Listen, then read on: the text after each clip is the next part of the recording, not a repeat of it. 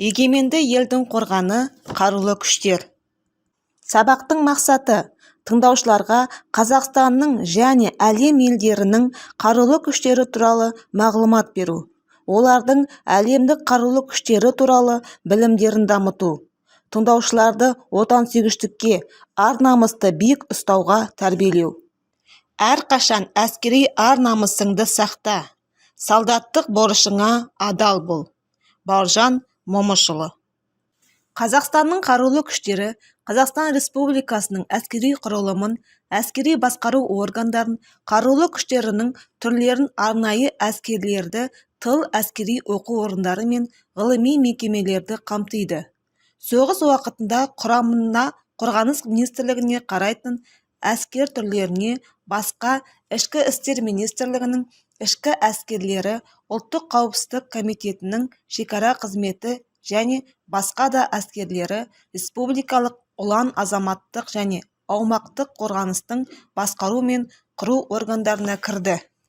Қазақстан Республикасының қорғанысы мен ұлы күштері туралы Қазақстан Республикасының заңы 5-ші тарау 18-ші тармақ бойынша қарулы күштер агрессияға тойтарыс беруге, Қазақстан Республикасының аумақтық тұтастығы мен егемендігін қару-жарақ пен қорғауға, мемлекеттік және әскери объектілерді күзетуге және қорғауға, әуе кеңістігін күзетуге, сондай-ақ Қазақстан Республикасы бекіткен халықаралық шарттарға сәйкес міндеттерді орындауға арналады. Қазақстан Республикасы қорғанысы мен қарулы күштері туралы Қазақстан Республикасының заңы 4-ші бабы бойынша қарулы күштер басқа да әскерлер мен әскери құрылымдар мен қарулы күштерді қолдану жоспарына сәйкес қорғаныс саласындағы міндеттерді орындайды. Сіз қарудан бас тартсаңыз, соғысуға дайын болыңыз. Бұл ешқандай да тұжырым емес. Таудай тұлға Юлий Цезарьдің сөзі. Әлемді жаулаған әміршінің әлгі деген дерегінен әлі де айырылмадық десек қателеспейміз. Қарулы мықты елдер бір-бірімен мүйіздесіп жатыр. Сондай олардың қарулы мүмкіндіктері қаншалықты.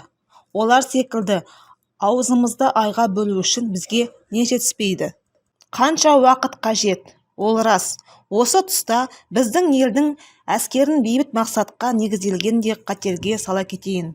Араға қаншама ғасырлар мен мыңжылдықтарды салсақ та, қаруы мықты елдің қауқары да, экономикасы да, саяси ықпалы да жоғары болып келеді.